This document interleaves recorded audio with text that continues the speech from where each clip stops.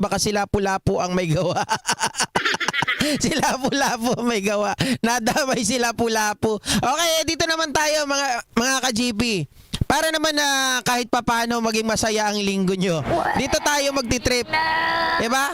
Isang vlogger mga kababayan na DDS. Na di umano ay parang pinabili lamang ng suka. Ay vlogger na. Kaya sabi ni Gadon, isa kang bobo. Pakinggan nyo ang vlogger na ito mga kababayan. Na ewan ko sorry to say, hindi ko minamaliit pero malayo naman ako talaga rito. Kahit papano. May kalokohan ako, yes, I admit. But then again, mga kababayan, on how I defend myself, on how I defend the topics, hindi naman ako kagaya nito. Pakinggan nyo po kung ano yung sinasabi ng DDS vlogger na ito at saka naman po tayo magbigay ng ating reaksyon.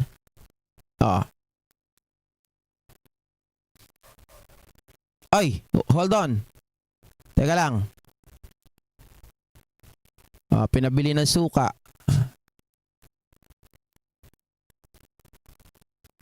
Walang boses? May naririnig ba kayo? Wala no? Wait. Lagyan lang natin.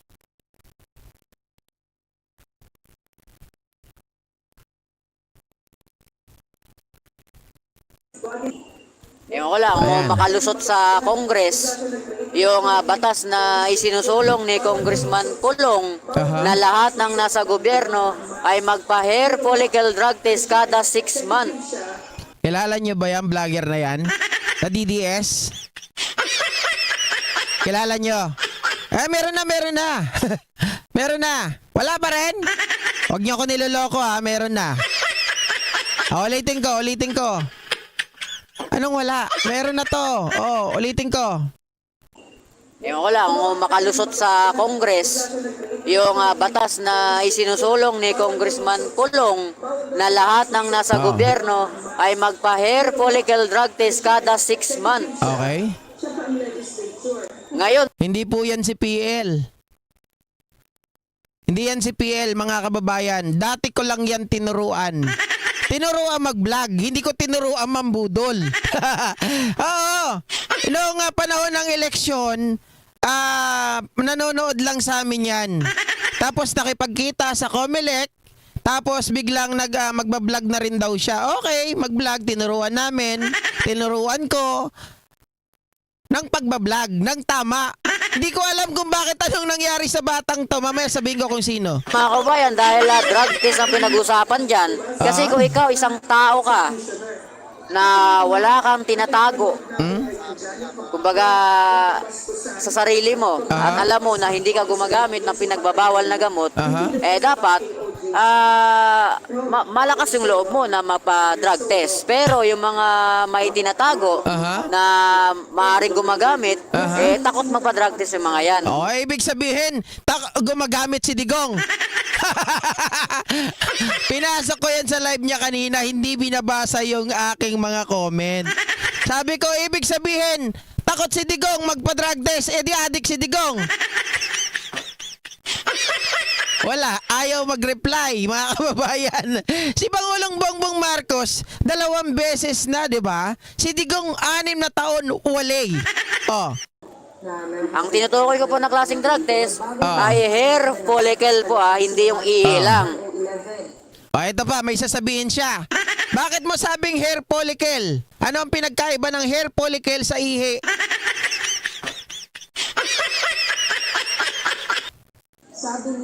Kasi merong drug test na ihi lang 24 hours, wala na yun Agree ba kayo? Press 1 naman Kung agree kayo, ano daw, pag ikaw daw nag-take ng drugs, kinabukasan daw wala na. Pag ikaw daw nag-test gamit ang ihi, kinabukasan wala na. Halimbawa po, ngayon, gumamit daw kayo, nag-take kayo ng droga. Tapos magpa-drug test kayo kinabukasan, ihihi kayo. Wala na daw 'yon, hindi na daw matitrace. Agree ba kayo? Mga kababayan, agree kayo? Walang ganon. Pag kinabukasan yan, natural, makikita pa rin yan sa ihi. Ito pa, itong pambubudol pa niya. Ito pa pambubudol. Halimbawa, suminghot nung kahapon. Ay, nung Friday. Aha. Nagpa-drug test ngayon sa ihi. Mawala na yon, naihi na yon. Tingnan nyo. Ganun ba kabilis? Parang hindi naman. Parang hindi ganun kabilis, mga kababayan, na mawawala yung substance sa katawan mo. 'Di ba? Budol talaga ang Jologs. Pero pag hair follicle, mga kabayan, kahit maraming taon na yung lumipas, makikita pa rin yan dahil sa buhok yan sa ulo. Ayun. Another budol. Sabi niya, pag sa hair follicle daw, kahit ilang taon pa ang lumipas, makikita pa rin kasi sa buhok yan. Mali. Mga kababayan, sa lahat ng mga nanonood ngayon, pag hair follicle test, ito po ay mayroong at least 9 months to 1 year. Kayang i-trace. 'Di ba? Hindi kaya, kahit uminom ka ng buko, kahit uminom ka ng kahit ano dyan, makikita pa rin pag hair follicle test. Within 9 months to 1 year. Hindi pwedeng kahit mahabang, ano yun, unlimited? Halimbawa, ikaw ay nag-take, tapos sinabi mo, ayaw ko na yan, wala na akong pera, nanawa na ako, ang pangit pala ng lasa, ayaw ko maging addict. So, ibig mong sabihin, pag nagpa-hair follicle test ng lagpas sa 1 taon, makikita pa rin, sasabihin, addict pa rin yon. Mali yun, ha? Huwag niyong gagayahin yung sinasabi nito na kahit ilang taon daw, basta hair follicle test, hindi raw maaalis.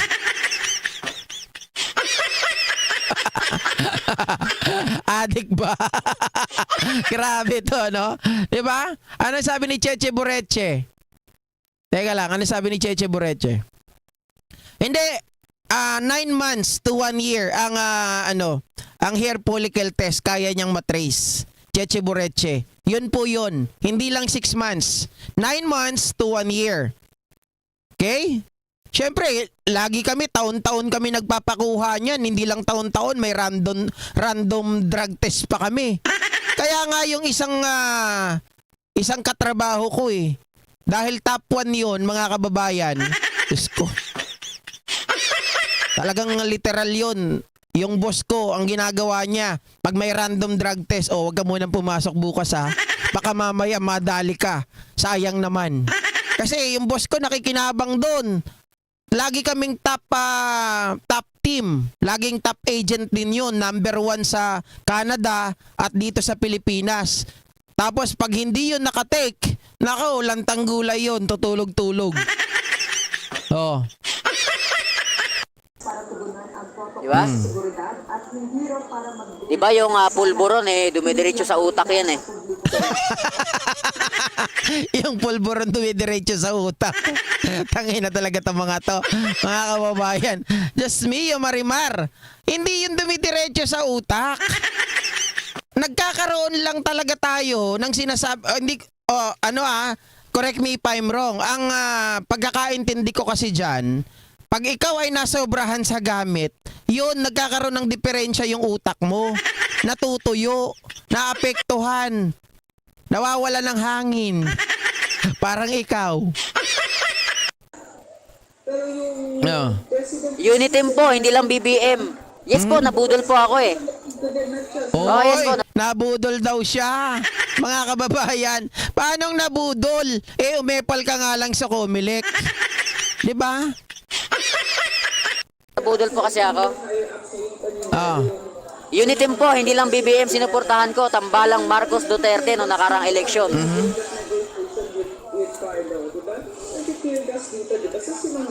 Pero syempre, hindi kasi ako hindi ako yung tipong tao na yung may nakita mo na may mali, may nakikita mo na yung reality sa bansa natin magpipraise pa rin ako sa BBM. Hindi ako ganun Sabi niya mga kababayan, hindi raw siya kagaya nung tao na may nakikita ng mali ay nagpipraise pa rin kay BBM. Paano yung nakikita natin na mali kila Duterte? Di ba parehas lang naman ang ginagawa natin? Marami tayong nakita sa kanila kaya hindi natin sila pinipraise. Hindi tayo kagaya nila. Nakita mo na, anak ng tinapa yung dyan pa lang sa usaping West Philippine Sea, sa mga namatay, dyan sa mga extrajudicial killings, dyan sa pamiminger ng katulong. Diba? Pagmumura sa pare, pagmumura sa simbahan. Ano pa? Tapos sabihin mo, hindi ka kagaya ng mga tao na may nakita ka ng mali, pinipraise mo pa. Putya, kulto ka. Kulto ka ni Digong, di ba? Hindi ako kagaya ninyo. Napakarami namin ng budol. Pinangungunahan ni Madam Maharlika, Attorney Vic Rodriguez. Just correction. Yung mga yon hindi nabudol. Sila po, mga kababayan, etong batang to, sayang, bata ka pa naman. Sa totoo lang, etong sila Rodriguez, kaya bumaliktad kasi tinanggal. Hindi mo ba alam ang kwento nila Vic Rodriguez? Nasobrahan sa utang na loob. Nagpapasok ng tao na hindi alam ng presidente. Ano, siya presidente? Si Maharlika, kaya bumaliktad, tao ni Vic Rodriguez. Unggoy. Hindi ko na maisa-isa yan. Mga malapit pa sa kanya. Di ba? Mismong kaibigan niya nga mismo, Attorney Vic Rodriguez, di ba? Na pinagtatanggol siya dati, ngayon. Kaya ano po yan? Bukas lang ang isipan namin, hindi kami... Kayo na ang bukas ang isipan. Kami na ang sarado ang isipan. Bukas daw ang isipan nila. Yari ka! Ganyan ba ang bukas ang isipan? Anak ka ng tinapa. Ang kulit bukas daw ang isipan nila. So tayo sarado isipan. Hindi yung kailangan mag-praise ka ng dahil sa pangalan. First, like, share, subscribe po tayo. Magandang hapon. Ano bang realidad ngayon? Okay. Tanungin ko kayo. Sa bigas pa nga lang bumabalik na naman yung mga adik. Reality yon. Sa bigas pa nga lang tapos bumabalik na yung adik. Ano ba talaga? Bangag ka ba? Sabi mo, sa bigas pa nga lang bumabalik na yung mga adik. Ano yun? Parang walang connection yun Sa bigas pa lang bumabalik na ang adik. Parang hindi sila magkatugma. Diba? Ayaw nyo tanggapin na doon bumabalik yung mga adik? Totoo naman. Baka hintayin nyo na kayo maging biktima. Ang daming nawawala ngayon. Oy, kung makapagsalita. Hindi mo ba alam yun nangyayari ng panahon ni Digong? Extrajudicial killings. Ang daming mga nagrereklamo, ang daming mga namatayan. Ang daming mga... Diyos ko, tong batang to, sayang ka mandoy. Yung presyo ng bilihin talaga namang bumubulusok pataas. Pati pamasahe nga sa jeep Dating 10 piso, 13 na ngayon yung minimum. Pareho lang naman yung presyo ng gasolina nung dati tsaka ngayon, pero... parehas daw yung gasolina dati at ngayon. Magkaiba yun, Indoy. At kung bakit mataas ang presyo ng bigas at ng bilihin, dahil yan sa tinatawag nating inflation. Baka naman hindi mo alam yung inflation. Mag-research ka muna Ang pinagsimulan niyan yung gera doon sa Middle East, gera doon sa Ukraine at Russia. At sisihin mo na rin yung rice tarification law na ipinasa nung panahon ni Digong. Diyos ko, Indoy. Ikaw ay mag-research mo ng konti. Yung tinaas ang laki. Hindi lang yun, marami pang iba. Ano pa? Kumbaga, taliwas na taliwas sa mga pinangako niya or sabihin natin pangarap niya daw nung siya ay kumbaga alam niyo yung tawag nun? Yung sinusuyo niya, yung taong bayan. Anong problema sa sinusuyong taong bayan? Ma'am Evelyn ko, titiga, shoutout. Loreto Kalimlim Jr., sayaw mo na si Barney. Mamaya na. Kayo naman, oh. Mamaya na. Bawa, lalo na yung mga mahihirap. Oh. Tayong mahihirap. Naalala nyo yung karaban? Oh, ano nangyari sa Kung karaban? pati yung mga sumali sa mga motor na yan. Aha. Ayan, may mga nag-comment sa atin na nagsisi. Mhm. Tanungin nyo na lang mga kapitbahay nyo na bumoto. Tingnan natin. Kung Bakit naman namin tatanungin sila? Sino ka naman para mag-uutos sa amin? Nakakapagod kaya yung tatanungin namin yung kapitbahay namin? Diba? Siyempre hindi namin tatanungin yung kapitbahay namin. Baka mamaya yung kapitbahay namin makaaway pa namin. Pahirap kaya yun. Kaya dapat, pag kapitbahay mo, minamahal. Kung ano yung sasabihin nila dyan, kung kalaban mo sila, wag mo nang tanungin. Diba mahirap yun? Ang daming pwedeng tanungin, kapitbahay ko pa. Nananahimik yung buhay ko, ha? Huwag mo kaming utusan. Nananahimik ako dito. Papatanungin mo yung kapitbahay kung nabudol sila. Alam mo, isa lang sagot sa mga kapitbahay ko. Ayuda. Ayuda. Meron ka bang ayuda? Wala. Oh, manahimik ka. Oh. Sige po, yung mga tatak Duterte dyan, magtatak Duterte lang kayo, mga loko kayo. hindi sila nagsisi. Oh. Magkaalaman tayo. Mamaya sasabihin ko kung sino. Aba, ang tapang, magkaalaman daw. Akala mo naman, mga kababayan, isang pitik lang din sa'yo. Nako po. Yung mga bumoto mismo, tanungin nyo.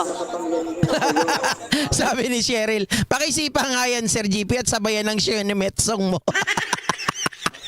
Ang kulit eh. Meron ba yan sasabihin? Mamaya, tingnan nyo ha. Ang kulit niyan eh. Meron pang isang matinding bibitawan nito tungkol daw sa confidential funds ni Sarah. Kung nabudol sila. Aha. Yan, sabi ni Tamba, Aha. sa August daw, 29 na kilo. Ayan, August, sabi, ayan, kagaya niyan. Mhm. Sa August daw, sabi ni Tambaloslos, 29 na yung kilo ng bigas. Magkano yung kilo ng bigas ngayon? Okay.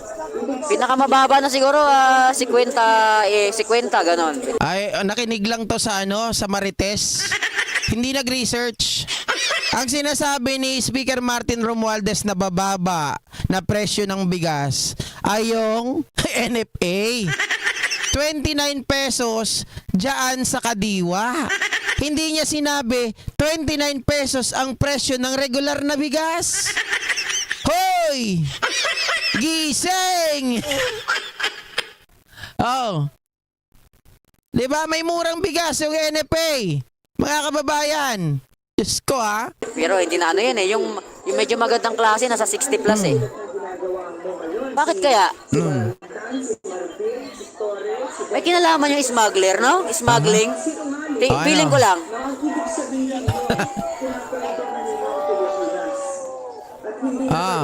Awan nunot na. Ayan, shoutout sa mga viewers natin. Yun lang ang alam, mga kababayan. Alam nyo, kung makita nyo lang yung comment ko dito, hindi niya sinasagot yun. Ngani-ngani niya na nga ako sabihin kanina, sipain ko na to. Sabi niya sa akin, paano hindi niya masagot-sagot? Ay, kakampi nila oligarkiya eh. Oligarch, hindi oligarkiya. Diyos ko, tao, dapat. Ang oligarkiya, mga kababayan, hindi tao yun. Oligarko ang tao. Tandaan mo yan, ha? Tapos talamak pa yung smuggler. Sabihin ko na ba kung sino? Si ano to, mga kababayan, DDS si Aguilar. Aguilar TV. Eto, ang kwento nito, sorry may tatamaan dito eh. Baka may nanonood sa akin na common friends namin sila Maharlika. Itong batang ito, dati ako makakasama sana sa party ni Maharlika. Pero naramdaman ko na sabi ko dati, itong mga ito, nagpapatawag na sila ng destabilization sa gobyerno. Malamang sa malamang, yung mga mapapatawag nila doon sa party-party ni Maharlika nung pumunta pa siya dito sa Pilipinas, sigurado may impluwensyahan. Hindi nga ako nagkamali, itong batang ito, isa sa mga pumunta Isa yan sa naimbitahan kasi meron kaming common na viewer na may kontak kay Maharlika at pumunta nga ito. Kaya bukang bibig Maharlika. Yan. Napakarami ring rugby boy ngayon. Aha. Nandun to sa ano, nakabantay to doon sa Liwasang Bonifacio. Tingnan nyo, sasabihin nito sa confidential funds. Dati takot yung mga sumisinghot dati. Aha. Siguro dati, patago sila. Sabi ni Job Jake, sinong vlogger gawin kong pataba sa Maisan? Aguilar TV. Oh. Tapos pag nahuli, it's either susuko sila, maparehabilitate sila, or matutukhang talaga sila pag sila ay nanlaban. Ganun ang mangyayari. Sige, lubos-lubosin mo na para matapos ka na. Oh. Para sa NPA po yung confidential fund ni BP Sara. Kaya, yung mga umaalma dyan, yung mga komunista. Sila ang umalma dyan kasi nga, para sa kanila yan. Pagsugpo sa kanila at pagpigil nila sa pag-recruit sa mga kabataan. Yan po ang confidential fund ni BP Sara. Diyan po, ginastos. Sabi niya, saan daw mga kababayan? Ito, maliwanag Ang confidential funds daw ni BP Sara, ginastos para sa mga NPA. Diba? Sabi niya, ginastos daw sa mga NPA. Ito pa sabi niya, dagdagan ko lang ginastos sa NPA. Kayo, agree ba kayo? Siyempre hindi. Pero meron pa siyang idinugtong. Kaya 11 days yan kasi may tanin yan from December. Nasagot na ni Mama Sas. Kaya daw 11 days kasi may taning. Nasagot na daw ni Sas. Akala ko ba alam mo? Bakit biglang nasagot na ni Sas? Oy, Indoy. Unang-una, si Sara mismo ang umamin. May video siya dyan. Yung unang pagtatapat nila ni Risa Ontiveros. Sabi ni Risa Ontiveros, Your Honor,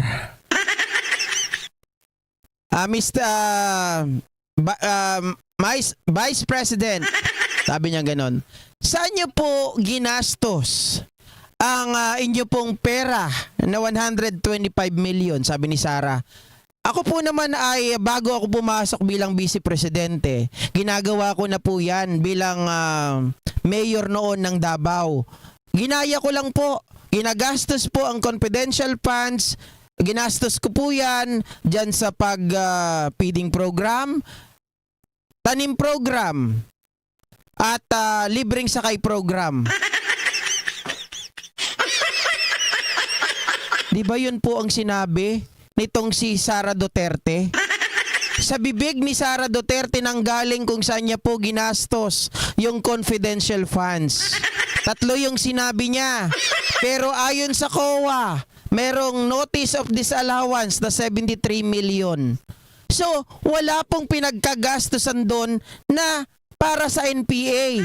At wala ding sinasabi doon na kailangan maubos ni Sara yon within 11 days. Sabi ni Arnedo Olaes, alam ba ni Aguilar TV pinagsasasabi niya? Sir Arnedo, di ba napapanood mo rin yan dati? Palagay ko napapanood mo rin yan dahil matagal na kitang kilala. Di ba? Hindi ko alam kung... Palagay ko hindi niya alam ang pinagsasabi niya. Mukhang ano lang to, na-impluensyahan lang. Sabi ko nga sa inyo, mukhang pinabili lang doon ng kanyang nanay. Anak, bumili ka nga ng suka. May dalang cellphone. Teka mama, meron nga nagrarally dito. Yan nga yung panahon ng Comelec, no? Ayun, nakipag-vlog-vlog na rin. Lumapit sa amin, kuya, paano ba yung mag-vlog? Paturo naman. Tinuruan naman namin. Tinuruan ko. Pero hindi ko naman tinuruan mambudol. Di ba?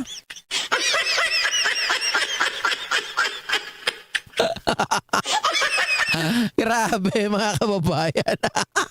Sabi ni Elizar Yage, watching from Boston, Massachusetts. Bobo. Literal Hindi ko alam kung saan niya narinig yun. Bata pa to, alam ko nag-aaral pa eh. Naka, pinag-aaral ka ng nanay mo.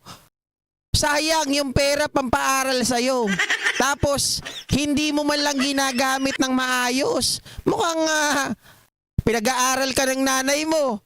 Mag-internet ka doon, mag-research ka kay Maharlika ka nakikinig. Wala ka talagang matututunan. Kaya nga po ang title ko nga dito dapat dito, Mr. Vlogger, bangag ka ba? 'Di ba? Pinabili lang ng suka mga kababayan parang wala na. Diyos ko, si Harry Roque na nga lang pakantayin natin. Oh. Ang mga bakla gusto na ibong lumilipad. Ang saya ko nila. Ang mga bakla gusto na ibong lumilipad. Ang saya ko nila. Huwag ka nang malungkot. Kawawa tong batang. Diyos ko. Diba? Nakakahiya, mga kababayan. Ang lakas mo mambira. Actually, ang lakas niyang ang lakas niyang tumira. Ewan ko lang kung Ang lakas niyang tumira sa mga nanonood. Pero hindi niya kayang sagutin, patunayan yung mga sinasabi niya. Mamasas. Oh. Si Ma'am Sas. Tingnan nyo yung umaano sa hearing. Aha. Makakaliwa. Ex-convict dati. Convicted dati. O, convicted. Tingnan niyo, sabi niya ganon. Tingnan niyo yung umaano sa hearing. Ex-convict, convicted, hindi niya malaman. Ano ba talaga, kuya? Ano ba talaga? Mukhang narinig mo lang yan Again, mga kababayan ko, sa mga nanonood, alam ko may mga basher dyan, mga tahimik. Indeed, convicted po si Franz Castro, kasama niya itong si Satoru Campo. Pero, dahil nga may seat sila doon sa Congress, at sila naman ay may apila sa Korte Suprema, at sila ay nag-avail ng kanilang bail, therefore hindi sila nakakulong. At pwede pa rin nilang atinan yung kanilang trabaho as sitting congressman or congresswoman. 'Di ba? Ano ba 'yan? Nagaya na kay Sara. Palibasa nagtanong si Sara Duterte, bakit nandito yung convicted? Simple lang naman ang sagot doon Natural, nag-avail sila ng kanilang bail. Para nang sa ganun pansamantala silang makalaya at magganapan pa rin nila ang kanilang mga trabaho. Oh. Lan, ex-corn beef ba? Oh. Sabi ni Job Jake Labawan, Aguilar TV, sinong naglabas sa'yo sa rehab? Bumalik ka na doon. Hindi ka pa gumagaling. Huwag mong kalimutan yung gamot mo. Diba?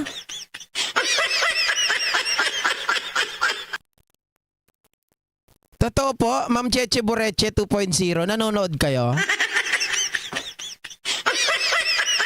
Alam ni Mrs. yan, kilala niya yan. Ako nagturo dyan dati. Ginagabayan ko yan sa YouTube. Pero wala po akong tinuro ng pambubudol dyan, ha? Hindi ko lang matanggap na syempre dumaan sa aking mga kamay. Di ba? Tapos ganun ang tinuturo, anak ka ng tinapa. No. Kinakampihan nyo na yung mga makakaliwang. Sabi ni Christmas song all year round, hindi naman nababasa comment dito. Anong hindi po nababasa? Wait lang. Ay, kasi naka-top chat ako. Live chat ko, sorry. Meron kasing mga na-hide kasi hindi ko pala napindot yung chat box na live chat. Nakalagay kasi doon kanina ay top chat. Sorry naman po. Sabi ni Alice, ako ba yan? Alice Serona? Ay, hindi. Si Aguilar pala to. Oh, Michelle Merza, PBM loyalist, thank you for supporting our president. Naman. Pero pag may ginawang kalokohan ng presidente natin, hindi po ako bulag. Ha? Pipitikin natin ang presidente. Pero hindi tayo kagaya nila. Oh. Sabi ni Arnedo, lais na awa ko dyan kay Aguilar TV. Alam nyo, Palagay ko na impluwensya nito ng mga kasama niya. Lalo yung babaeng nagpalamura. Meron dun babaeng palamura eh. Grabe kumurahin si PBBM. Matanda na yon. Siguro ang follower ng mga 7,000. Grabe magmura. Talagang sinusunod ni Aguilar yun eh. Diba? Ay hindi, sabi ni Nelson na, oh, bobo na lahat ng mga DDO. Lahatin na natin. Diba? Huwag na natin, lahatin na. Agot Merano, dami ko rin chat. Di nyo po binabasa, salamat. Saan po? Nagbabasa po ako. It just so happen. Sorry naman. Kasi ang nakapindot po dito sa aking harapan ay top chat kanina. Noong may umangal, doon ko lang po naalala na live chat dapat. Tao lang. Norris Birano, kung si BBM ay masama ang ugali, aayawan ko siya. Correct. Diba? Sabi ni Nita Umali, nalipasan yan ng iba. Nalipasan yan, iba-iba ang sinasabi sa gutom. Sabi ni Lanlan, parang di ako makapaniwala, tinuruan mo yan si Freddy. Tinuruan ko naman po, pero isang linggo lang. Diba, isang linggo lang. Tinuruan ko lang siya kung paano paganahin yung YouTube, kung paano gumawa ng channel. Hindi ko po tinuruan kung paano po maging budol. Diba?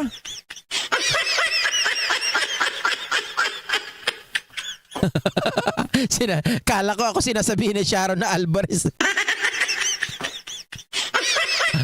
Hindi, pagpasukin nyo po doon, sabihin nyo na lang, tigil-tigilan niya na po ang uminom na po siya ng gamot.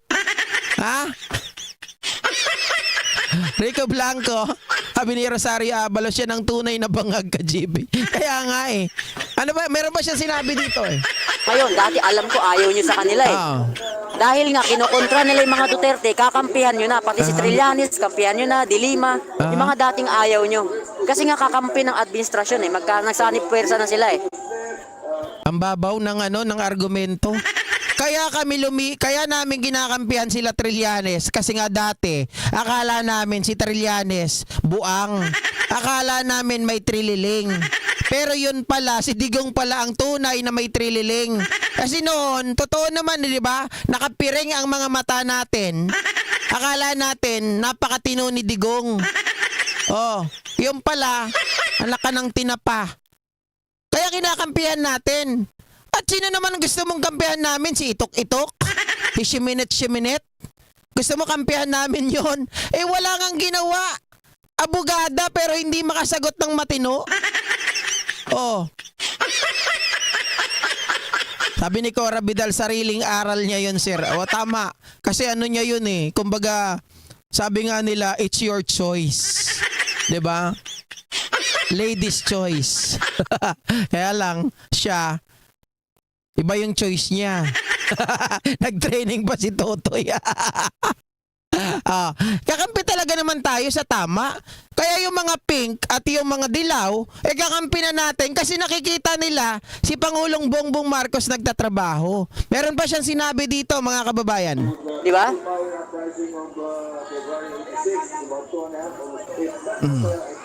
Tingnan nyo yung mga makakaliwa ngayon. Nakikita nyo nagrarally against kaya, no? Kaya The Junior. Samantalang dati, araw-araw yan. Aha. Halos. Live viewers, pinapamulat ko lang po sa kanila. Kasi imagine, mga dating ayaw nila, gusto na nila na ngayon, porket inaano yung mga Duterte. Yung makakaliwa sa Congress, gusto na nila, porket inaano si Sara. Dati ayaw nila sa mga makakaliwa eh. Ay, sabi niya, minumulat lang daw niya ang ating mga mata. Anak ka ng buisit. Mga kababayan, minumulat pa ang ating mga mata. Halaka. Matagal na kaming mulat. Yari ka? Kaya nga kinakalaban namin si Digong eh. Halaka. Kasi mulat ang aming mga mata. Hindi kagaya nyo. Nakapiring pa rin hanggang ngayon. Anak ka ng... Diba Ma'am Leia Rosete, Rico Blanco, Ma'am Cheryl St. Mary? Oh, sabi ni Arnedo Ulais, nagsimula si Aguilar TV nung kampanya last election. Pagkakasama kami, si Aguilar, dumalaw lang yan kasi viewer ko yan si Aguilar. Viewer ko yan, tapos sabi niya, kuya, pwede ba akong pumunta dyan sa Comelec? Okay, punta ka dito, nandito kami. Ayun, doon na yung panahon na halos parang araw-araw na siyang nasa Comelec. Tapos na meron na rin siyang cellphone doon. Oh, tapos nagpapato, kuya, paano ba to? Paano ba yan? Ganyan-ganyan. Ayun na. Oh. Diba? Ang kulit. Mga kababayan, simple lang. Bakit? Dati napansin nila nagrarally yung mga pink. Ako napansin ko talaga to. Dati, nung panahon ni Digong, panahon nung unang taon ni Pangulong Bongbong Marcos, yung mga pink, mga dilawan, laging nagrarally. 'Di ba? Kung napanood nyo yung Last Zona, nandun ako. Sabi ko, yung mga tao dito, hindi na mga pink, hindi na ito mga dilaw, puro mga Duterte na yung mga nagrarally ngayon. Kasi, isipin nyo mga kababayan, yung mga pink, although nagrally rin yung iba, pero most likely, yung karamihan sa kanila ay satisfied kay Pangulo. Diba?